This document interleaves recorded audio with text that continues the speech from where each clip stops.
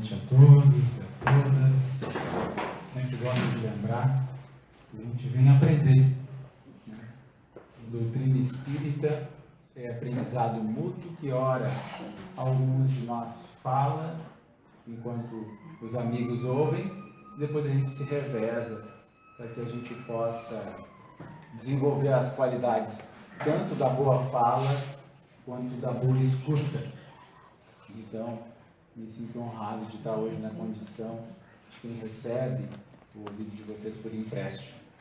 Lembrando sempre que essa escola na qual nós estamos matriculados, ela exige de cada um de nós os testemunhos necessários.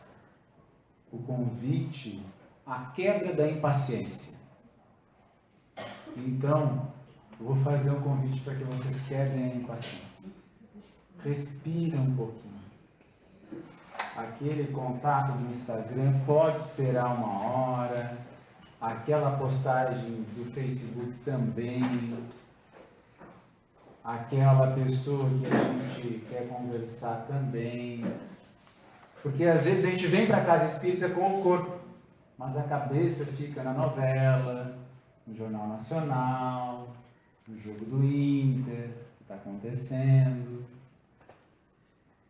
E uma hora com Jesus pode poupar décadas em regiões difíceis de nos situarmos. E isso é muito concreto, gente. Eu vou lembrar aqui, antes de começar a falar um pouquinho de Bartolomeu, que é o discípulo pouco conhecido entre nós no Novo Testamento. Assim a gente tem mais vínculo, né? Uns três: Pedro, João e Tiago, e depois, que não era discípulo, mas se junta à causa do Cristo, Paulo. Mas, de certa forma, quando a gente vai ler o livro Nosso Lar, quem é que já leu o livro Nosso Lar aqui? Um bom número. Você se lembra? O livro Nosso Lar é um livro pegadinha, tá, gente? Porque ele mostra um bom espírito numa condição difícil. Que pode ser de cada um de nós. Porque André Luiz é Carlos Chagas. Isso está no livro, Declaração de Chico, não é um médico sanitarista. Então ele ajudou muita gente durante a trajetória dele como cientista, salvando vidas. Mas ele foi um médico semi-materialista. Tinha aquela crença naquele Deus que não é o Deus dos espíritas, né? Um Deus espírita, ele é todo poderoso, ele é soberanamente justo e bom, né? Ele é todo amor, e ele propõe, através das suas mensagens, das suas revelações, uma pauta evolutiva, que nós não ficássemos cristalizados na forma.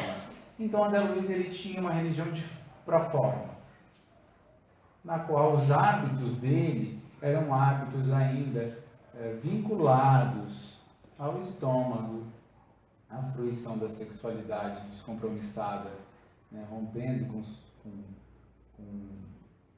vamos dizer assim, os laços, né, de fidelidade que ele havia prometido com a esposa, e adquirindo uma doença venérea em condição disso, e isso agravou o estado dele, e ele desencarna numa condição, dada a grandeza dele. Isso é importante também, né? Porque quanto maior a queda também, né? Dada a grandeza dele, ele fica 8 anos no umbral. Para quem acha, quem é que já viu o filme Nosso Lar aqui? Já viram? Olha ali, né? Quem não viu, vale a pena assistir, gente. Aquela cena, quando começa o filme, né, que ele está no umbral, aquilo é intermediário, tá, gente? Se a gente acha que aquilo é triste, nossa imaginação, graças a Deus, deve parar por aí. Pode ser muito pior. Tem as trevas, os abismos, na qual alguns espíritos se jogam, lá no livro Obreiros da Vida Eterna. Então, o André Luiz, ele tem uma vida de cientista, de médico cientista, ele não atende pacientes, praticamente. E curioso, né? E uma senhora vai lá buscar ele em dada situação, pede auxílio em favor da filha. E ele, a contragosto, orienta aquela senhora e ela lhe fica muito grata. E passa a orar por ele de vez em quando. E vai orando pelo doutor André Luiz, que é desencarnado, naquela época era o doutor Carlos Chagas. Só para a gente lembrar quem era o doutor Carlos Chagas, quando Einstein esteve no Brasil, foi visitar ele. Em foto, ele e Einstein lá no Instituto, se não me engano, na Fiocruz. Posso estar enganado. Só que ele estava ensimesmado no sofrimento, no umbral, não conseguia divisar a própria mãe que tentava lhe ajudar há muitos anos, que já era um espírito mais adiantado. O que acontece? Aquela oração daquela senhora, somada à primeira prece sincera que ele faz, de joelhos, permite que ele enxergue a mãe. Quando ele enxergou a mãe, ele se encheu, de ânimo, começou a orar ainda mais fervorosamente e pôde ser socorrido do umbral. Eu sempre repito nas palestras, assim, porque a gente não encontra isso muito bem escrito às vezes. Por que a gente reencarna? E esse é um entendimento que eu cheguei de forma que me fez muito bem quando eu cheguei a esse entendimento. O plano espiritual é dividido por segregação vibratória. O que isso quer dizer, gente? Que nós estamos em regiões espirituais, em grupos de espíritos que se afinizam uns com os outros. Portanto, nem sempre nossas famílias e nossos amigos estão reunidos na mesma morada, na mesma colônia espiritual, na mesma região espiritual. Portanto, lá, a gente pode estar vivendo como em nosso lar. Nós já estamos com outro tipo de propósitos. Depois nós vamos ver o André Luiz, ele se engaja, no projeto do Cristo através das atividades vinculadas aos benfeitores de nosso lar, vai começar lá nos ministérios do auxílio, nos ministérios, nas câmaras de auxílio, vai conhecer colônias adjacentes de nosso lar, como o Campo de Paz, o Instituto Fabiano de Cristo, lá a instituição que atende pessoas mais próximas da Terra, tudo bem. Mas vai ter o aeróbus, vai poder volitar, são todas questões, conquistas de nosso lar. Mas aí a gente pode pensar assim, mas se lá é tudo maravilhoso já, a gente pode dizer que sim. Por que a gente reencarna? Boa parte, gente, necessidade de evolução e a outra, saudade e compromisso com as pessoas que a gente ama ou fez mal. A gente tem repetido isso aqui, essa frase não é minha, é famosa, Que mãe estaria feliz nesse céu, lá em nosso lar, com seu filho nas trevas do umbral, ou nas trevas ou no umbral? Teríamos paz? Teríamos condição de saber que o nosso Pai, querido, amado, que mesmo que não tenha sido uma pessoa maravilhosa, patrocinou com seu suor a nossa ascensão nessa encarnação. E eu conheço pais alcoólatras, drogado, alcoólatra, drogado, que eu tive a oportunidade de conhecer desde a criança, porque o filho dele era um dos meus melhores amigos, que protegeu os filhos do álcool, das drogas e ensinou o caminho do trabalho. E eles, de pessoas pobres, hoje são pessoas muito bem-sucedidas.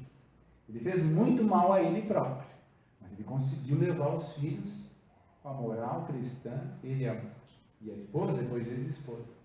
Então, aquele pai problemático, que muitas vezes eles tinham que carregar, deu uma educação que permitiu eles ascender nessa encarnação pelo mundo do trabalho. Então, às vezes a gente tem parâmetros diferentes para analisar. Essas pessoas, às vezes, estão numa situação muito diferente da nossa no plano espiritual. E aí, o que a gente faz? A gente se reúne assim que a gente consegue. Normalmente, demandam alguns anos para que isso seja possível, né? A mãe de André Luiz vai ficar em nosso lar por um pequeno período. Por quê? Porque ela é tão elevada que nosso lar chega a ser atrasado para ela, né? Do ponto de vista da vibração, ainda ela vive numa colônia ainda superior ao nosso lar. Então esse programa se reajusta através da reencarnação, através do convite de espíritos.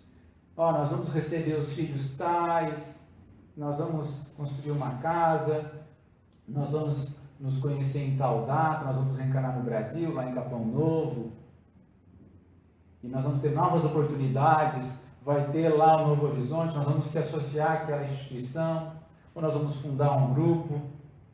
Nós temos compromissos, vamos fazer isso. Inicia um planejamento reencarnatório 20, 30, 50 anos antes. Por isso que a gente sempre bate nessa tecla, né? Jamais imagine que uma gravidez é por acaso. Quando se aborta uma criança, em quaisquer condições, o planejamento reencarnatório, às vezes 30, 40, 50 anos está ali programado. Então, o convite, não importa o que aconteça, patrocínio e defesa da vida. Aqueles que, infelizmente, por desconhecimento, não fizeram isso, oportunidade de ter novos filhos, se dedicar às crianças, evangelizar, atuar de alguma forma em benefício das crianças. Deus é misericordioso, nos perdoa a todos, mas a gente tem que ser responsável. Saber que a gente tem que reparar enquanto estamos aqui. É a frase de Jesus, né? Reconcilia-te depressa com teu adversário. Porque essa é a questão central de boa parte das nossas vidas. Nos reconciliarmos com as pessoas que nós temos dívida. Porque às vezes nós estamos lá naquela colônia de nosso lar, mas tem um espírito nas trevas furioso conosco, furiosíssimo, perseguindo as pessoas que nós amamos. Não raro, ele vai vir como nosso filho, como irmão. E nós vamos ter aquelas dificuldades tremendas com alguns de nossos parentes. Eu sei que vocês não, né? Vocês estão tudo certinho. Lá em casa, às vezes... Vai nessa. Ninguém discute política. Eu sei que os parentes de vocês são todos educados nos grupos de WhatsApp, né? Mas então, gente, para nós lembrarmos por que nós reencarnamos. Porque aqui mistura tudo. Na mesma família tem o anjo, tem lá, né, aquele que é difícil, tem a pessoa que é pacienciosa, tem a pessoa que é trabalhadora, enfim, mistura tudo e sai essa coisa chamada família, que nós com todos os defeitos amamos. Então essa é a razão essencial de nós reencarnarmos. Se tirarmos as dificuldades dessa família, a gente ficava lá.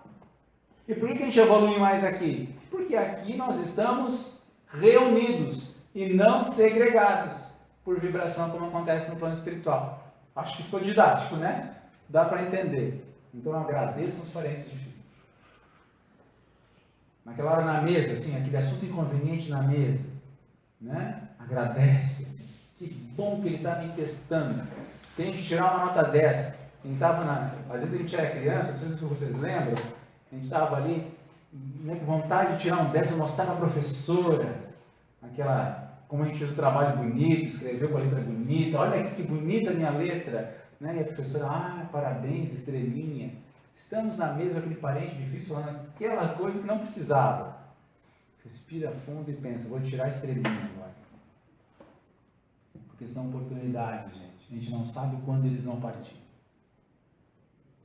E eu tenho dito assim que Paulo, o apóstolo, normalmente ele fala nas suas cartas, normalmente não, ele fala em 2 oportunidades nas suas cartas, que a gente deve abraçar e beijar, os cristãos devem se abraçar e se beijar. Então, assim, opinião, a gente pode contestar um do outro, argumento, a gente pode construir vários. Agora, quando alguém nos abraça e nos dá um beijo, a gente desmonta, né? Tem os cachorros que são meio bravos, assim, daqui a pouquinho dá um carinho nele, já fica teu amigo. Eu tenho uma tese que os cachorros evangelizam a gente. Meu pai tinha receio, o cachorro ia na rua, coisa e tal. Hoje ele dorme abraçado com um cachorro enorme, assim, né? Meu pai é um policial civil, daqueles, né? Eu tenho que amansar ele quase todos os dias, assim, pai, calma. E ele vai para a cozinha, é muito engraçado, assim, ver a cena, porque ele vai para a cozinha e continua trabalhando, e não consegue parar de trabalhar, 60 e poucos anos continua trabalhando. Então ele vai para a cozinha, porque ele é controlador, né? Só que ele é um controlador diferente, então ele vai para a cozinha, ele está com uma algema do lado, um revólver do outro, cortando cebola, cortando tomate, lavando a louça, porque minha mãe nem chega perto da cozinha. E em boa medida, quem evangelizou ele, junto com Jesus, que ele é católico, ele não é espírita, né? Mas já acredita em reencarnação. Quem educou ele foram os cachorros. E os cachorros, não importa o mau humor dele, vão lamber ele, vão fazer carinho dele. Aquilo se desmonta. Eu tinha uma dificuldade enorme, né? Para conversar com ele. E aí, entendi que a tática dos cachorros é fantástica. Primeiro que eu faço, dou carinho e beijo ele todo dia. Às vezes estou bravo com ele. Porque ele falou umas coisas para minha mãe que não deveria ter falado. Falou para mim. Às vezes eu tenho que lembrar ele, pai, já estou com quase 40 anos. Por favor, não me trata mais como eu tivesse 14, né? 13. E ele fica meio assim. Aí eu faço a mesma coisa com os cachorros. Beijo, abraço ele. Então, para ganhar o abraço e o beijo, ele dá uma acalmada. Porque a gente vicia as pessoas no abraço e no beijo. E começa sendo incondicional, gente. A gente faz pela gente. Porque se eles partirem amanhã, eu abracei e beijei hoje. Isso é importante. A gente não sabe o dia, né? Nem a hora. Olha que importante. A Joana de Ângeles vai dizer assim, cuidado para não morrer errado. Como é que se morre errado, né? Quando a gente morre odiando. Vamos quebrar isso, né? O mal que me fazem não é mal. Só é mal o mal que eu faço. E aí tem uma figura aqui que me internece muito o coração, no livro Boa Nova, de Humberto de Campos. Humberto de Campos é um cronista famoso do século passado, maranhense, mas radicado no Rio de Janeiro, membro da Academia Brasileira de Letras, chega a brincar sobre a mediunidade de Chico Xavier, aí ele desencarna e é convidado a escrever alguns livros através da mediunidade de Chico, a grande maioria deve conhecer, e ele entrevista espíritos famosos e faz também anotações de certas passagens de Jesus, acompanhando, né, nos arquivos espirituais esse contato de Jesus durante a sua estada na Terra. E ele tem um jeito muito peculiar de escrever que a gente fica tocado. E numa dessas, ele vai trazer,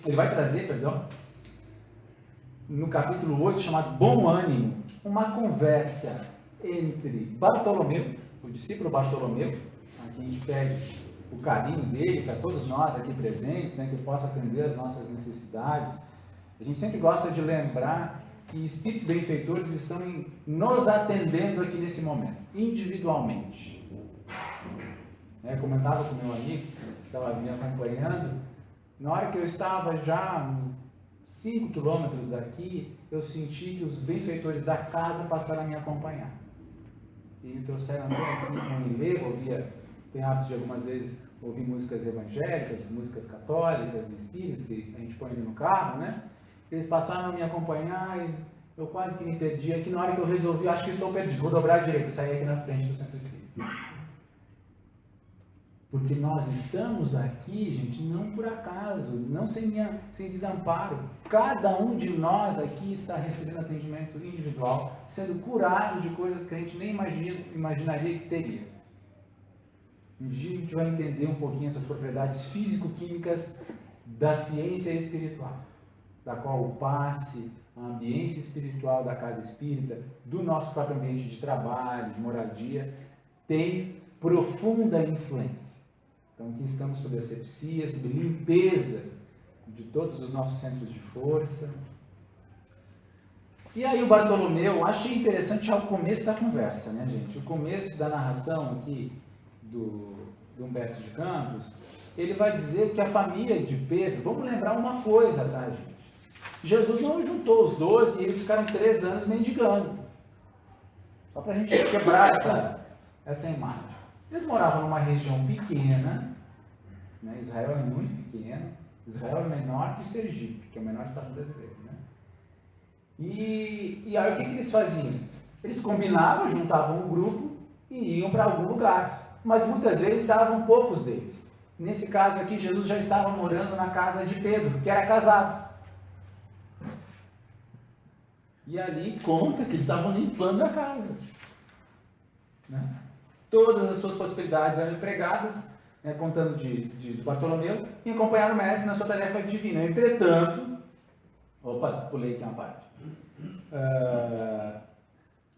Jesus aproveitava alguns instantes para lhe falar mais demoradamente ao coração.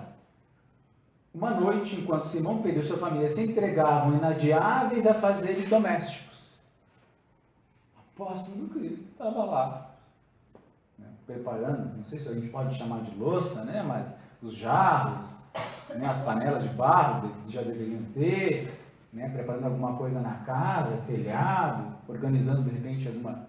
Olha que interessante isso. Para a gente não se sentir e viver de forma cristã é abandonar tudo, se isolar numa montanha e viver de meditação, né? Às vezes a gente tem essas ideias, né? Ou achar que os espíritas que trabalham na casa espírita são os padres e as freiras, né? Às vezes tentam me tirar para padre, eu fico assim, pelo amor de Deus, gente, vamos deixar de ser católico, né? Ou se a gente vai ser católico, vamos diferenciar pelo menos que no espiritismo é diferente. E as pessoas às vezes tentam trazer serviço para a gente, né? Trazer serviço para mim, assim, eu até posso tentar pegar, mas a pessoa vai sair com 2, me entrega um, leva 2. Porque a gente tem que somar. A gente tem um monumento ao Chico Xavier lá na principal praça de Torres, na Praça Central. Aí uma senhora, daí a gente conseguiu lá com a prefeitura, homenagem ao centenário de Chico Xavier. Botamos lá o monumento. Aí com um grupo de pessoas. Aí uma senhora veio para mim assim, tu viu que o monumento estava muito sujo? Eu chegando no centro espírita como estava aqui hoje, assim, sim, vi. Pois é, aquilo tem que ser limpo. Quem sabe a senhora não limpa? Ela tomou uma pergunta que ela jamais esperava, né? Porque se ela vai na igreja, na paróquia, daí o padre fala com a secretária da paróquia, daí eles lá pedem dinheiro, mandam alguém limpar. Nós não temos nem dinheiro, não tem ninguém para fazer isso, né? E ela não gostou. Mas como ela era uma boa espírita, uma semana depois o monumento apareceu limpo. Né? A gente tem que compartilhar o trabalho. Então, quem tiver aí com tempo, gente, vamos ajudar os trabalhos da casa. Será que não tem gente com fome aqui na região que a gente pode levar pão? E espírita que não trabalha com pobre não entendeu o espiritismo. Um sofredor não entendeu o cristianismo. Né? Não existe ascensão cristã sem a gente lidar com o pobre. A miséria, de preferência. Daquelas que fazem a gente repensar a nossa existência. Madre Teresa, Chico Xavier, Francisco de Assis. Francisco, ele tem uma frase que é muito bonita, ele diz que ele casou com uma dama muito esquecida, né, que todos acabam deixando ela de lado, que é a dona pobreza. Então a gente tem que estar vinculado à pobreza.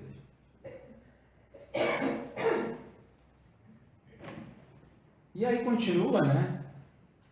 Eu achei interessante, gente, porque o Bartolomeu, ele está dito aqui pelo Humberto de Campos, que ele foi um dos mais dedicados desses discípulos do Cristo. E ele tinha uma tristeza. Quem de nós não carrega uma tristeza?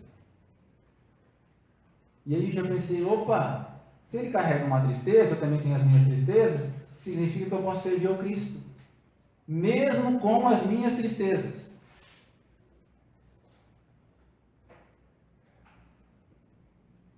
Mestre, não saberia nunca explicar-vos o porquê de minhas tristes amarguras. Só sei dizer que o vosso Evangelho me enche de esperanças para o reino de luz, que nos espera os corações além, nas alturas. Quando esclarecestes que o vosso reino não é deste mundo, experimentei uma nova coragem para atravessar as misérias do caminho da terra, pois aqui o selo do mal parece obscurecer as coisas mais puras. Por toda parte é o triunfo do crime, o jogo da ambição, a colheita dos desenganos. E a gente vê isso, né? Aparentemente a vitória é sempre uma vitória do mais sagaz, do mais esperto, e a gente acaba às vezes invejando, alguns de nós acabam invejando aquele que acabou tendo uma postura material melhor, casou melhor, fez escolhas melhores. Só que a gente não sabe o nosso programa reencarnatório, né, gente? A gente sabe um pouquinho, né? Servir ao Cristo, a caridade, isso sim. Mas aí Jesus vai continuar, vai começar a conversar com ele, e esse livro é magnífico, porque é um outro evangelho, né? A gente começa a ouvir falas de Jesus de forma claras. E Jesus falou assim: a nossa doutrina, entretanto, é a do evangelho, ou da boa nova. Já viste, Bartolomeu, uma boa notícia não produzir alegria? Fazes bem conservando a tua esperança em face dos novos ensinamentos, mas não quero acender o bom ânimo no espírito dos meus discípulos. Não quero senão acender o bom ânimo no espírito dos meus discípulos. Se já tive ocasião de ensinar que o meu reino ainda não é deste mundo, isso não quer dizer que eu desdenhe o trabalho de estendê-lo um dia aos corações que passam pela terra. Achas então que eu teria vindo a este mundo sem esta certeza confortadora? O Evangelho terá de florescer primeiramente na alma das criaturas, antes de frutificar para o espírito dos povos. No entanto, venho de meu Pai, cheio de fortaleza e confiança, e a minha mensagem há de proporcionar grande alegria a quantos a receberem de coração. Então essa mensagem aqui de Jesus está dizendo: Evangelho é alegria. Somente quando a gente consegue estruturar um estado de alegria apesar das dificuldades, alegria em dar e fazer muito mais do que em receber. Eu compreendo a nossa necessidade, todos somos carentes ainda de afeto, de amor, né? Mas quando a gente se desprende a dar sem esperar nada em troca, a gente se liberta. Se liberta de verdade. E Jesus vai dizer, né, que o trabalho é a marcha, a luta comum é a caminhada de cada dia. Os instantes deliciosos da manhã e as horas noturnas de serenidade são os pontos de repouso. Mas ouve-me bem, na atividade e no descanso físico, a oportunidade de uma hora, de uma leve ação, de uma palavra humilde, é o convite de nosso Pai para que semeemos as suas bênçãos sacrossantas. Por isso eu comecei falando da hora, né? Dessa hora aqui que a gente está na casa espírita. Porque essa hora pode estruturar em nós o alinhamento com o nosso programa reencarnatório. O alinhamento da razão pela qual nós reencarnamos nesse planeta. E por isso que eu falei de reencarnação antes. Por isso que eu mencionei que a gente deve tentar lembrar do porquê estamos aqui nessa noite, nesta vida, vestindo um corpo masculino ou feminino, com o nome de Pedro, Maria, Joana, Isabela, especialmente feito cada um de nós nos seus detalhes. Se Jesus disse que até os fios de cabelo da nossa cabeça estão contados, né? Aliás, que até as areias do mundo estão contadas, que não cai um fio de nossa cabeça sem que Deus o saiba. Esses grãos de areia, que estão aí pelo mundo todo, Deus o sabe. Então não existe acaso. E lá no livro Missionários da Luz, também do André Luiz, daí ele é convidado acompanhar esses benfeitores nas suas atividades e a narrar isso para nós aqui no Planeta Terra, na sua série, né, a famosa série, para estruturar um pouquinho como é que é a vida no plano espiritual, a série André Luiz, ele vai mostrar a reencarnação do Segismundo, que é um espírito bem mediano e conta com dezenas de pessoas auxiliando no seu reencarno. Profundas estruturas genéticas sendo manipuladas para que ele reencarnasse. Engenharia genética para a gente reencarnar. Ninguém nasce de olho castanho azul para cá. Não adianta xingar o pai e a mãe. Até aquele problema na tireoide que faz a gente não conseguir ter a forma que a gente gostaria, às vezes é pedido por nós, está lá nesse livro, contando como isso acontece. Desde que a gente não abuse do corpo. Desde que a gente não abuse do corpo. Porque essa é uma questão que daí fica dentro do nosso livre-arbítrio, né? A gente pode escolher. E aí, passando um pouquinho mais para frente, mestre, os vossos esclarecimentos dissipam os meus pensamentos, mas o Evangelho exige de nós fortaleza permanente, ou seja, vou ser forte. Tem as pessoas que têm preocupação em ser forte, né? Não mostrar fraqueza. Aí Jesus vai dizer, mas é bem assim. A verdade não exige, transforma. O Evangelho não pode reclamar estados especiais de seus discípulos. Então nenhum de nós aqui tem que ser especial para poder servir ao Cristo, gente. A gente vai se transformando. Porém, é preciso considerar que a alegria, olha aqui o roteiro de Jesus, a alegria, a coragem e a esperança devem ser traços constantes de suas atividades em cada dia. Por que nos firmarmos no pesadelo de uma hora, se conhecemos a realidade gloriosa da eternidade como nosso Pai? Vê a vida maior. Se existem atalhos que meus irmãos estão tomando, os meus estão pelo caminho de Deus. E a gente pode entender reino de Deus como um estado da nossa consciência tranquila. Porque quando nós estamos amando e com a consciência tranquila, qualquer lugar é um céu. Quando nós estamos com fome, qualquer comida é boa, é bem temperada, é saborosa, né?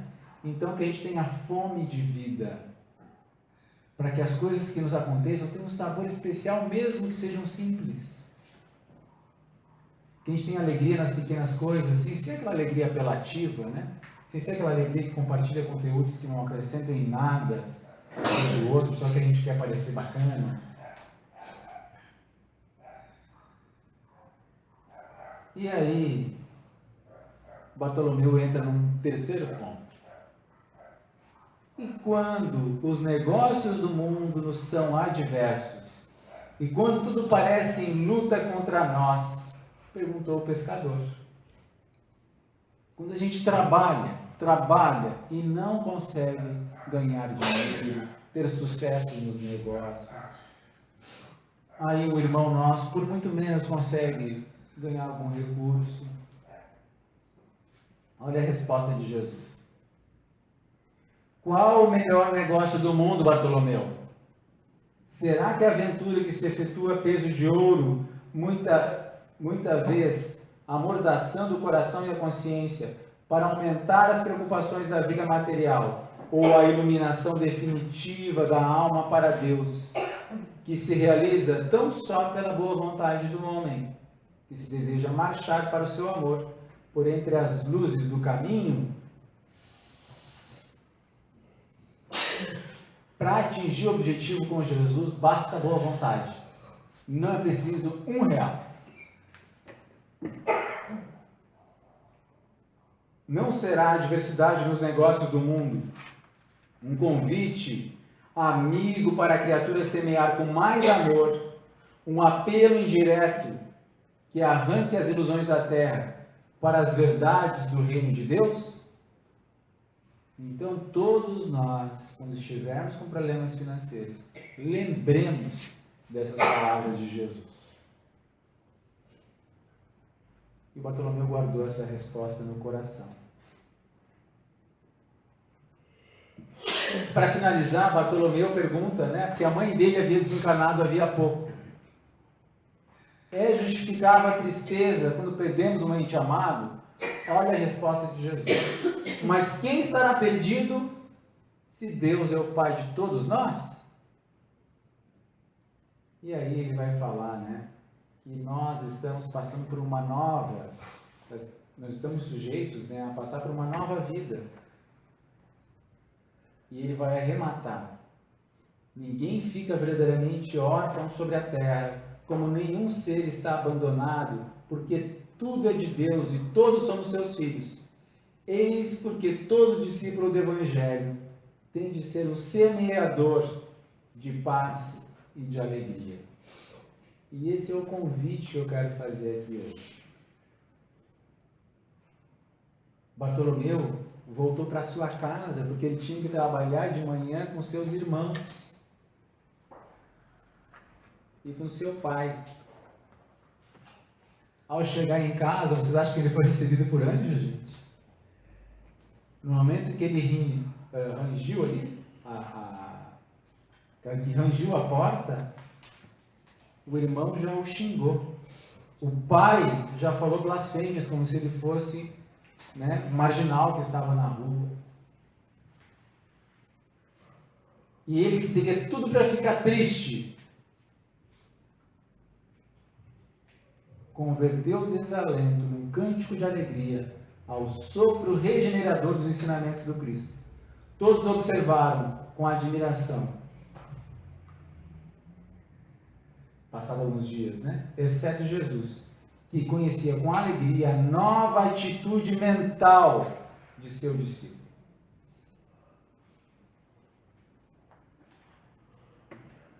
E por causa dessa conversa de Bartolomeu com Jesus, Jesus falou o seguinte, que foi anotado por Mateus: o reino dos céus é semelhante a um tesouro, que oculto num campo foi achado, escondido por um homem que, movido de gozo, vendeu tudo que possuía e comprou aquele campo. Então, aquela conversa lá na casa de Pedro deu origem a esse trecho do Evangelho de Mateus. Esse trecho, né, anotado no Evangelho de Mateus. E naquele instante que eles estavam ali trocando esses olhares, Bartolomeu chorou pela primeira vez de alegria.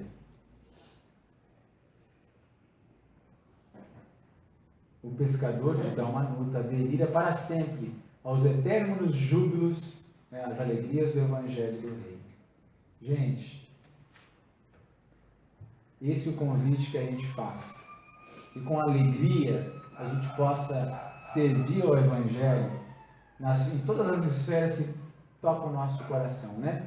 Apesar da tristeza, da depressão, apesar da dificuldade financeira, apesar de um ente querido partir, que a gente possa reconstruir a nossa atitude mental. E eu vou pedir licença para que, seguindo os exemplos de Paulo, o apóstolo, aqueles que vieram juntos ou que são amigos, que puderem se cumprimentar e agradecer por estarem aqui presentes nessa noite. Não foi por acaso que nos reunimos aqui. E o amor do Cristo nos pede que sejamos fraternos e nos faz um convite.